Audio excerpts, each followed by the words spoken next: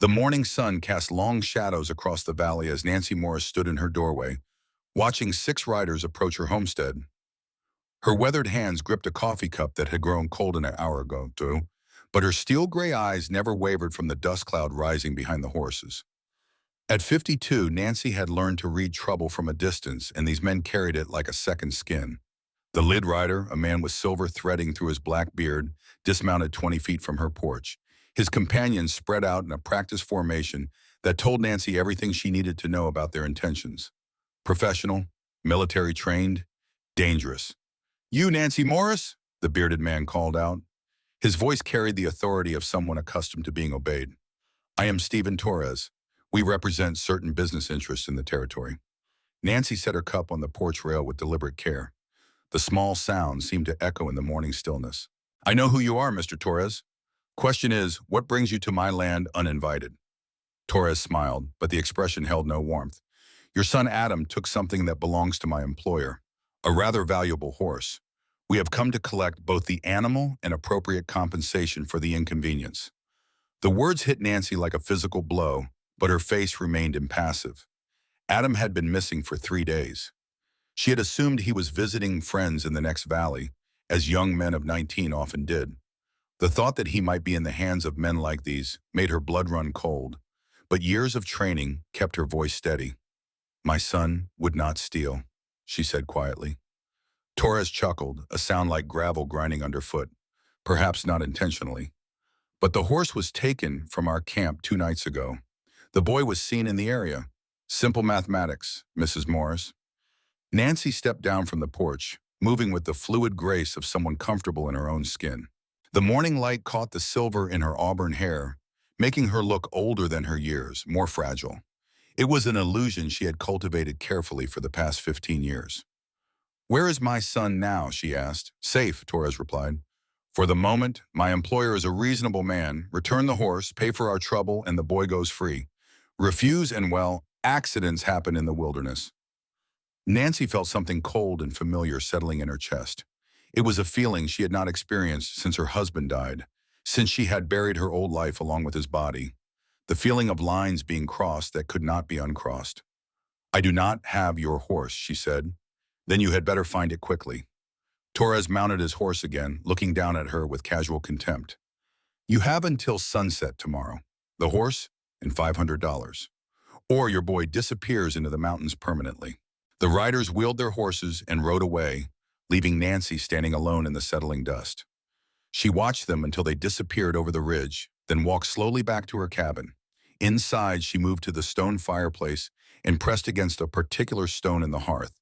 A section of the wall swung inward, revealing a hidden compartment. "Before we see how this ends, tell us where you are watching from and hype this video in the comments." Nancy reached into the darkness and withdrew items she had not touched in 15 years. A badge, tarnished but still bearing the words United States Marshal. A leather gun belt with twin holsters, the leather worn smooth by years of use. And wrapped in oilcloth, a pair of Colt 45s with custom grips, their metal still gleaming despite the years. She held the badge up to the morning light streaming through her window.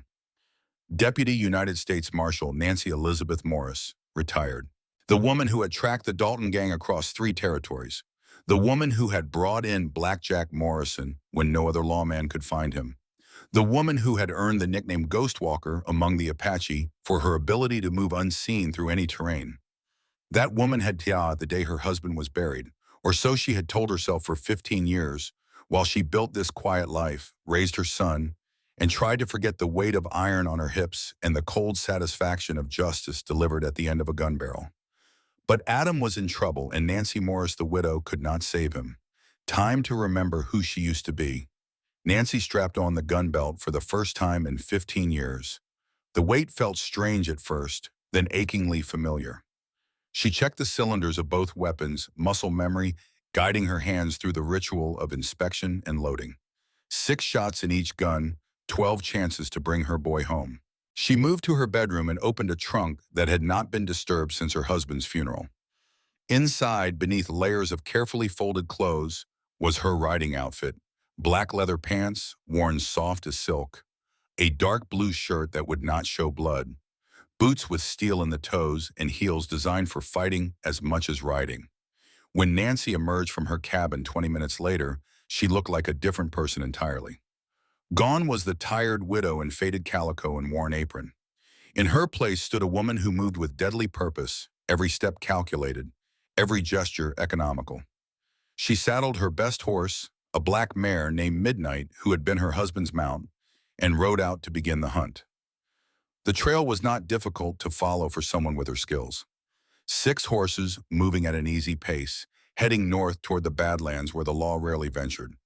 Nancy read the story written in hoof prints and disturbed earth. One horse carried a heavier load than the others, probably double-mounted. Adam then, riding behind one of his captors. She followed the trail for 2 hours before finding their first camp. They had stopped here the previous night, confident in their safety. Nancy dismounted and studied the scene with professional interest. 6 bedrolls arranged in a defensive pattern, a cold fire pit with the ashes scattered properly. These men knew their business, but they had made one crucial mistake. Nancy knelt beside a set of boot prints near the fire. Smaller than the others, and the right heel showed a distinctive chip that she recognized. Adam had been here, alive and walking under his own power. But more importantly, he had left her a message. Scratched into the dirt near where he had slept were 2 letters. E.R. Nancy smiled grimly. Ethan Rodriguez. Her son was telling her who had taken him. The boy was smart, just like his father. And like his mother, he knew how to think under pressure. She remounted and continued following the trail, but now she rode with a destination in mind. Ethan Rodriguez ran cattle and other less legal enterprises out of a box canyon 30 miles north. If they were taking Adam there, Nancy knew the country well enough to arrive ahead of them. The sun was high overhead when Nancy reached the rim of Rodriguez Canyon. She left Midnight tied in a grove of aspen trees and crawled to the edge on her belly, studying the layout below with the eye of a professional. The canyon was a natural fortress with only one way in or out, perfect for keeping stolen cattle or unwilling prisoners. But Nancy had been here before, 15 years ago, chasing a different outlaw. She knew about the narrow ledge that ran along the north wall, invisible from below. She knew about the cave halfway down that connected to a series of tunnels. Most importantly, she knew that Ethan Rodriguez was not the careful man his father had been. Nancy worked her way down the secret path, moving like smoke through the shadows. The descent took an hour, but when she reached the cave entrance, she could hear voices echoing from the canyon floor. Male voices, rough with the casual cruelty of men who made their living through violence. She crept to the mouth of the cave and looked down into the canyon. 6 men sat around a cook fire, passing a bottle and laughing about something. 30 yards away, tied to a post like a horse, was Adam. Her son's face was bruised, his shirt torn, but he was alive and alert. Nancy counted the men again. 6 here, but Torres had ridden away with 5 companions. Someone was missing. She settled back into the shadows to wait and observe, every instinct screaming at her to act immediately. But 15 years of law enforcement had taught her patience. Rushing in was how good men died and bad men escaped. As the afternoon wore on, Nancy learned the rhythm of the camp below. 2 men and always on guard, rotating every 2 hours. The others played cards, drank, and made crude jokes about what they would do with their share of the money. None of them paid much attention to Adam, which was a mistake that might cost them dearly. Near sunset, the missing man returned. Nancy recognized him immediately, even after 15 years. John Perez, a killer she had arrested in New Mexico territory for murdering a family of homesteaders. He had escaped during transport, and Nancy had always regretted not finishing the job when she had the chance. Perez rode directly to where Adam was tied and dismounted. He grabbed the boy by the hair and forced his head up, studying his face with cold calculation. "Your mother coming for you, boy," Perez said. His voice carried clearly in the still air. "Question is, will she be smart enough to bring what we want, or stupid enough to try something heroic?" Adam met his gaze without flinching. "You do not know my mother very well if you think she will just hand over money to scum like you." Perez backhanded him casually, a blow that snapped Adam's head to the side. Nancy's hand dropped to her gun, but she forced herself to remain still. Not yet. Not until she could be sure of getting Adam clear. "We will see, boy. We will see." Darkness fell over the canyon like a curtain, and Nancy began to move. She had memorized every position, every guard rotation, every line of sight. The men below had built their fire too large, destroying their night vision. They talked too loudly, masking the small sounds that might warn them of approaching danger. They were confident in their fortress, secure in their numbers. They were about to learn why confidence could be fatal. Nancy slipped from the cave and worked her way along the canyon wall, using handholds she remembered from 15 years ago. The rock was solid under her fingers, worn smooth by wind and water, but still reliable. She moved without sound, a ghost returning to haunt the living. The first guard died without knowing she was there. Nancy came up behind him as he stood looking out toward the canyon mouth, her knife sliding between his ribs and into his heart with surgical precision. She lowered his body gently to the ground and took his rifle, checking the action with practiced efficiency. The second guard was more alert, but not alert enough. Nancy appeared at his elbow like a shadow made flesh, her gun barrel pressed against his temple before he could cry out. "Make a sound and you die," she whispered. "Nod if you understand." The man nodded frantically, his eyes wide with terror. Nancy could smell the fear on him, sharp and acrid in the cool night air. "How many men in the canyon?" she asked. "6," he gasped, "counting me. Please, lady, I got kids." Nancy studied his face in the starlight, young, maybe 25, with the soft look of someone who had never faced real consequences for his choices. She made a decision that the woman she used to be might not have made. "Walk away," she said quietly. "Right now. Get your horse and ride out of this territory. If I ever see you again, I will kill you. Do you understand?" "Yes, ma'am." "Thank you, ma'am." The young man stumbled toward the horses, moving like a man reprieved from the gallows. Nancy let him go, but kept the rifle trained on him until he disappeared into the darkness. 5 men left. Better odds. Nancy worked her way toward the fire, using every scrap of cover the canyon provided. Boulders cast deep shadows in the starlight. Scrub brush offered concealment for someone who knew how to use it. She had learned these skills from Apache scouts, men who could disappear in terrain that seemed to offer no hiding places at all. She was 10 yards from the fire when John Perez looked up from his cards and frowned. "Where is Martinez?" he asked. "Probably taking a long piss," one of the others replied. "You know how he gets when he is nervous." Perez stood up, his hand moving instinctively toward his gun. Something is wrong. Martinez would not leave his post without permission. Nancy stepped into the firelight, both guns drawn and ready. "Hello, John. Miss me?" The camp exploded into motion. Men dove for weapons, overturned the card table, scattered like startled rabbits. But Nancy had been expecting this, had planned for it. Her first shot took the man reaching for a rifle, spinning him around and dropping him into the fire. Her second shot caught another man in the shoulder, spinning him away from his gun. Perez rolled behind a boulder, his own weapon clearing leather with impressive speed. He was good, Nancy had to admit, but she was better. "Nancy Morris," he called out. "Heard you were dead." "Just retired," Nancy replied, shifting position even as she spoke. The muzzle flash from her shots had given away her location, and she could hear movement in the darkness.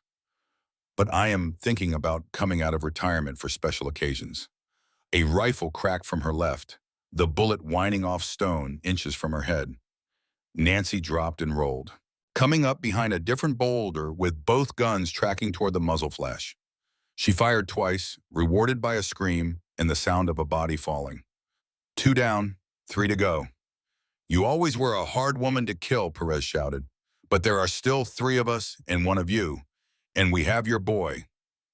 Nancy heard the unmistakable sound of a gun being cocked near where Adam was tied. Her blood ran cold, but her hands remained steady. "Let him go, John. Your quarrel is with me." Perez laughed, a sound like breaking glass. "My quarrel is with anyone who gets between me and money. But I tell you what, Ghost Walker, you remember they used to call you that. You throw out your guns and walk into the light, and maybe the boy lives long enough to see morning." Nancy considered her options. 3 men left, one of them holding her son hostage. The smart play was to wait, to pick them off one by one from the darkness. But Adam was tied in the open, vulnerable to a stray bullet or a nervous trigger finger. Sometimes the smart play was not the right play. Nancy holstered her guns and stepped into the firelight, her hands raised but ready. I am here, John. Let the boy go. Perez emerged from behind his boulder, grinning like a wolf. Still the same old Nancy Morris, always putting others before yourself, always thinking you can save everyone. A man Nancy did not recognize held a gun to Adam's head, his finger white on the trigger. Another man, wounded but still dangerous, covered her from the side. Nancy calculated distances, angles, possibilities. Not good odds, but she had faced worse. You know what I regret most about our last meeting, Perez continued. I regret not killing you when I had the chance. But I was younger then, stupider. I thought prison was the worst thing that could happen to a man. I learned different. Nancy met his gaze steadily. I regret not putting a bullet in your head when I arrested you. But we all make mistakes. Perez raised his gun, the barrel centering on Nancy's chest. Some mistakes you do not get to make twice. The shot echoed off the canyon walls like thunder. But it was not Perez who fired. Adam had managed to work his hands free of the ropes binding him, and when the gunman holding him hostage leaned forward to get a better view of the confrontation, the boy drove his elbow back into the man's ribs with all his strength. The gun went off, the bullet going wide, and Adam rolled away into the darkness. Nancy moved the instant she heard the shot, her hands dropping to her guns with the speed of 15 years of practice. She drew and fired in one fluid motion, her first bullet taking Perez in the chest before he could adjust his aim. Her second shot dropped the wounded man who was trying to bring his rifle to bear. The man who had been holding Adam scrambled for his dropped gun, but Nancy was already moving. She crossed the distance between them in 3 quick strides and kicked the weapon away, then pressed the barrel of her Colt against his forehead. Please, he gasped. I was just following orders. Nancy looked down at him with eyes like winter ice. Whose orders? Stephen Torres. He runs things for Mr. Campbell back in Denver. They sent us to collect a debt. What debt? The man swallowed hard, sweat beading on his forehead despite the cool night air. Your son took a horse, a valuable horse. Mr. Campbell wants it back, plus compensation for his trouble. Nancy felt pieces of a larger puzzle clicking into place. Adam, where is this horse they claim you stole? Her son emerged from the shadows, rubbing his wrists where the ropes had chafed them. I did not steal any horse, Ma. I found her wandering loose up in the high meadows, half-starved and with marks on her from a whip. I brought her home to nurse her back to health. Nancy nodded slowly. She had found the horse in question in their barn 3 days ago, a beautiful Palomino mare with the look of expensive breeding. Adam had always had a way with animals, and she had assumed he was helping a neighbor. What makes this horse so special that men would kidnap and kill for it? Nancy asked the surviving gunman. The man licked his lips nervously. She is worth more than money, lady. That mare is the key to Mr. Campbell's breeding program. Without her, he loses contracts worth hundreds of thousands of dollars. Nancy considered this information. Adam Campbell was a name she knew from her law enforcement days.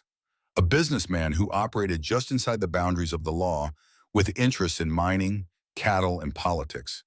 If he was willing to send killers after a horse, that animal was worth more than gold. Where is Torres now? She asked. Probably back at the ranch, waiting for us to return with the horse and your boy. He will not be expecting us to fail. Nancy smiled, but there was no warmth in the expression. No, he will not. She backed away from the gunman, keeping him covered. You have 2 choices. You can ride out of here right now and never come back, or you can join your friends. What will it be? The man scrambled to his feet, moving toward the horses without taking his eyes off Nancy's guns. I am gone, lady. You will never see me again. See that I do not, Nancy replied. When the sound of hoofbeats had faded into the night, Nancy holstered her weapons and turned to her son. Adam was staring at her with an expression she had never seen before, a mixture of awe and something that might have been fear. Ma, he said, quietly, who are you? Nancy looked at the bodies scattered around the camp, at the blood reflecting the firelight, at the tools of violence she wore so comfortably after 15 years of peaceful widowhood. How did she explain to her son that the woman who had raised him, who had bandaged his cuts and sung him to sleep, was also someone who could kill 5 men in as many minutes? I am your mother, she said finally, but I used to be something else. Someone else. Adam nodded slowly as if pieces of his own puzzle were falling into place. That is why you always knew when I was lying. Why you could track any animal through any terrain. Why you taught me to shoot better than any man in the territory. Among other things, Nancy agreed. They spent the next hour searching the camp and the bodies. Nancy found letters that confirmed what the surviving gunman had told her. Stephen Torres was acting on orders from Adam Campbell, and the horse was indeed worth a fortune. But more troubling were references to other operations, other thefts disguised as debt collection. Campbell was running a sophisticated criminal enterprise, using his legitimate businesses as cover. Nancy also found something else that made her blood run cold. A list of names, people who had crossed Campbell in various ways. Her name was on that list, along with a notation that made her hands tremble with rage. Eliminate if necessary. They had not just come for the horse. They had come to kill her. Ma, Adam said, looking over her shoulder at the list. What does this mean? It means we are not done yet, Nancy replied. Campbell knows who I am now, or will once Torres reports back. He will not stop with one failed attempt. Men like him do not forgive, and they do not forget. So what do we do? Nancy folded the papers and tucked them into her shirt. We finish this. Tonight. They rode out of the canyon as the moon reached its peak, Nancy on midnight and Adam on his own horse. The Palomino mare followed behind them, moving with the fluid grace of a horse bred for speed and endurance. Nancy could see why Campbell wanted her back. The animal was worth a fortune in stud fees alone. But as they rode through the night toward Campbell's ranch, Nancy was not thinking about money or horses. She was thinking about the list of names, about the notation beside her own, about the fact that men like Campbell saw other people as obstacles to be removed or tools to be used. 15 years ago, she would have arrested Campbell and let the law take its course. But 15 years of living as a widow had taught her that sometimes the law was not enough. Sometimes justice required a more personal touch. The Campbell Ranch sprawled across a valley 20 miles south of the canyon, a monument to wealth and power built on the backs of honest people. Nancy and Adam approached from the east, using the pre-dawn darkness to conceal their movements. Nancy had scouted this place years ago, when Campbell was suspected of rustling cattle. She knew the layout, the guard positions, the weaknesses in his defenses. They left their horses in a grove of cottonwoods and crept toward the main house on foot. Nancy moved like the ghost she had once been called, teaching Adam, through example, how to place his feet, how to use shadows, how to become invisible in plain sight. The ranch house was a sprawling two-story structure with a wide porch and tall windows that spoke of wealth and confidence. Light showed in several rooms, suggesting that Campbell was awake despite the early hour. Nancy counted 4 guards patrolling the grounds, moving in predictable patterns that spoke of routine rather than alertness. She and Adam worked their way to the back of the house, where Nancy knew there was a servant's entrance that would be less heavily watched. The door was locked, but Nancy had not spent 15 years as a marshal without learning a few skills that were not taught in any academy. The lock yielded to her ministrations in less than a minute. They slipped inside and found themselves in a kitchen that could have fed an army. Nancy oriented herself quickly, remembering the layout from her previous reconnaissance. Campbell's study was on the ground floor, facing the front of the house. If he was awake, that was where he would be. They moved through the darkened house like shadows, Nancy leading and Adam following in her footsteps. The floors were solid hardwood that did not creak under their weight, and the thick carpets muffled any sound they might have made. Nancy felt the familiar thrill of a successful infiltration, the satisfaction of moving unseen through enemy territory. Light showed under the door of Campbell's study. Nancy pressed her ear to the wood and heard voices inside. 2 men speaking in low tones about business that would never see the light of a courtroom. The horse is worth more than the breeding fees, one voice said. Nancy recognized it as belonging to Stephen Torres. If we can break her properly, train her to our methods, she could be the foundation of an empire. Campbell's voice was smoother, more cultured, but no less dangerous. And the woman? What of Nancy Morris? She killed 5 of our men, Torres replied. Professional work, clean and efficient. She is everything the stories claimed and more. Then we proceed as planned. Eliminate her and the boy, recover the horse, and make it clear what happens to those who interfere with our business. Nancy had heard enough. She checked her guns one last time, then looked at Adam. Her son's face was pale but determined, and she felt a surge of pride at his courage. Stay here, she whispered. If shooting starts, get out of the house and back to the horses. Adam shook his head. I'm not leaving you to face them alone. Nancy smiled and touched his cheek gently. You already saved my life once tonight. Let me return the favor. Before Adam could protest further, Nancy kicked open the study door and stepped inside with both guns drawn. Campbell and Torres looked up from their desk, surprise and fear warring on their faces. Gentlemen, Nancy said pleasantly, I believe you have been looking for me. Campbell was a small man with the soft look of someone who had never done physical work in his life, but his eyes were sharp and calculating, and Nancy could see him evaluating options even as Torres reached for his gun. I would not do that if I were you, Stephen, Nancy said without taking her eyes off Campbell. I have already killed 5 of your men tonight. What is 2 more, Dombrana? Torres froze with his hand halfway to his weapon.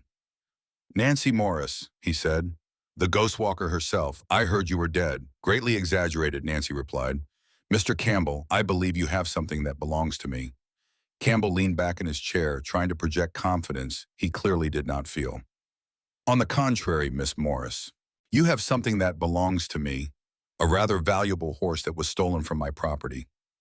Nancy laughed, a sound like ice cracking. Your property? That horse was found wandering loose and half-starved. If she belonged to you, you took poor care of her. The animal ran away, Campbell said. These things happen. I am prepared to pay a reasonable reward for her return. And my son, was kidnapping him part of your reasonable reward? Campbell shrugged, the gesture casual and dismissive. Business sometimes requires unpleasant measures, but I am a reasonable man. Return my property, and we can forget this unfortunate incident. Nancy studied the 2 men, reading their body language, their positioning, their weapons. Torres was the immediate threat, a professional killer who would not hesitate to shoot. Campbell was the brain, the one giving orders, the one who needed to be stopped permanently. I have a counter-offer, Nancy said. You and your organization leave this territory and never come back. In exchange, I let you live long enough to pack your belongings. Campbell smiled, but the expression was cold and predatory. I think you misunderstand the situation, Miss Morris. You are outnumbered, outgunned, and surrounded. My men have orders to shoot anyone who threatens me.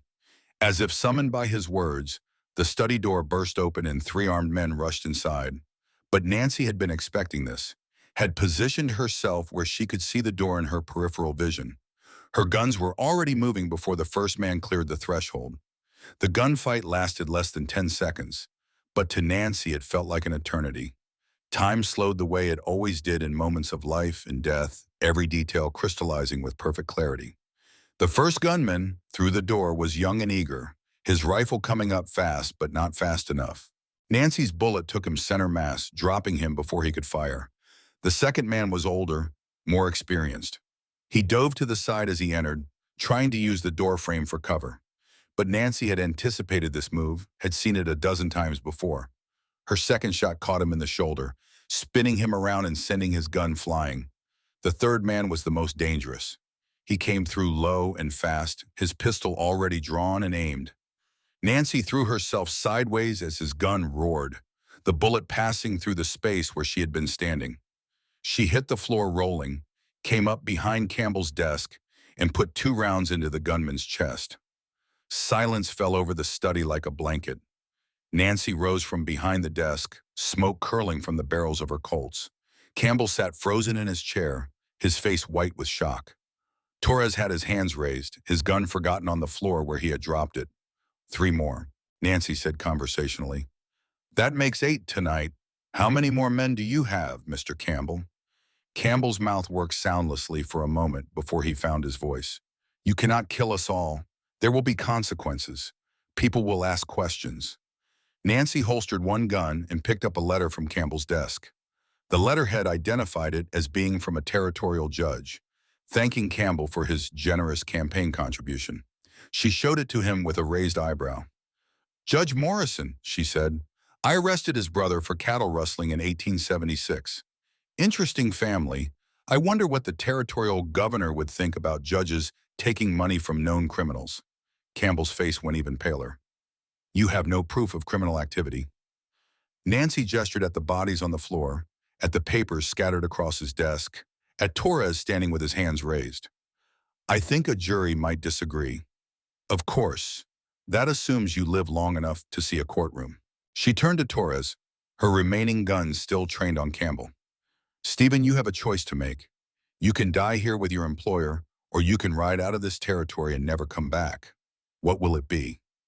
Torres looked at Campbell, at the bodies of his men, at Nancy's steady gun hand. I choose to live, he said. Smart man, Nancy replied. There is a horse outside. Take it and go. If I ever see you again, I will finish what we started tonight. Torres edged toward the door, moving carefully to avoid any sudden movements that might trigger Nancy's reflexes. When he reached the threshold, he paused and looked back. You know this will not end here, he said. Campbell has friends, allies. They will come looking for answers. Let them come, Nancy said quietly. I have been retired for 15 years. Maybe it is time I reminded people why they used to fear the name Ghostwalker. Torres disappeared into the darkness, and Nancy heard the sound of hoofbeats fading into the distance. She turned her attention back to Campbell, who was trying to edge toward a drawer in his desk. I would not do that, Adam, she said. Campbell's hand froze halfway to the drawer. Nancy reached over and pulled it open, revealing a small derringer nestled among the papers. She picked up the weapon and examined it with professional interest. .32 caliber, she mused. Not much stopping power, but effective at close range. Were you planning to shoot me in the back, Mr. Campbell? Campbell straightened in his chair, trying to recover some of his lost dignity. You have killed my men, destroyed my property, and threatened my life. What did you expect? I expected you to be smarter than this, Nancy replied. You sent killers after a woman and her son over a horse. Did you really think there would be no consequences? She moved around the desk until she was standing directly in front of Campbell, her gun aimed at his heart. The businessman tried to meet her gaze, but his eyes kept sliding away from the cold steel in her gray stare. Here is what is going to happen, Nancy said. You are going to write out a full confession of your crimes. Cattle rustling, kidnapping, attempted murder, bribery of public officials, everything. Campbell shook his head. I will not sign my own death warrant, Mom. Nancy smiled and Campbell shrank back in his chair. You misunderstand, Adam. You are already dead.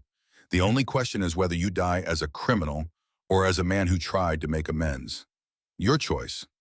Campbell stared at her for a long moment, reading the truth in her eyes. Nancy Morris had not come here to arrest him or to negotiate. She had come to end this, one way or another. The realization seemed to break something inside him, and his shoulders sagged in defeat. Very well, he said quietly. But I want your word that my family will not be harmed.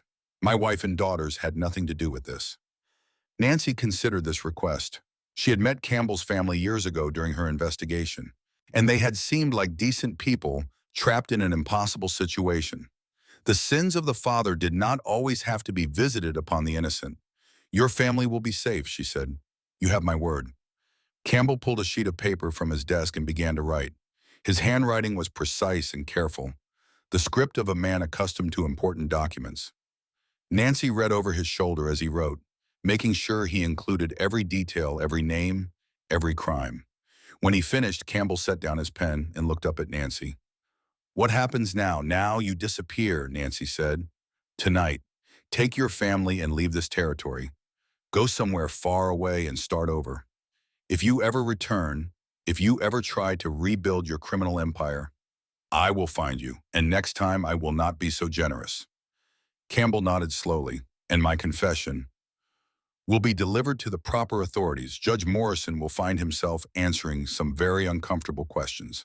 Your political allies will discover that their association with you has become a liability. Nancy picked up the confession and folded it carefully, tucking it into her shirt next to the other paper she had found. Then she stepped back from the desk, her guns still trained on Campbell. You have 1 hour to gather your family and leave, she said. After that, I start hunting you like the animal you are. Campbell rose from his chair on unsteady legs. What about my property, my businesses? Consider them payment for the trouble you have caused, Nancy replied. The families you have hurt, the lives you have destroyed, your victims deserve some compensation. Campbell walked to the door, then paused and looked back. You know, Miss Morris, I heard stories about you over the years. They said you were the most dangerous woman in the territory. I thought they were exaggerations. Nancy met his gaze steadily. They were. After Campbell left, Nancy stood alone in the study surrounded by the bodies of the men she had killed. The familiar weight of violence settled on her shoulders like an old coat, bringing with it memories of other fights, other deaths, other moments when justice had required a personal touch. Adam appeared in the doorway, his face pale but determined. Is it over, Ma?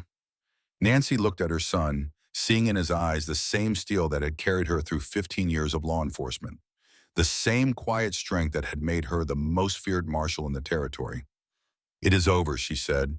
Campbell will disappear, and his organization will collapse without him. The horse is ours to keep, and the people he victimized will finally have some justice. And us? Adam asked. What happens to us? Nancy considered the question. For 15 years, she had been Nancy Morris the widow, a woman trying to build a peaceful life in the shadow of violence. But tonight had reminded her that some parts of herself could never be buried completely.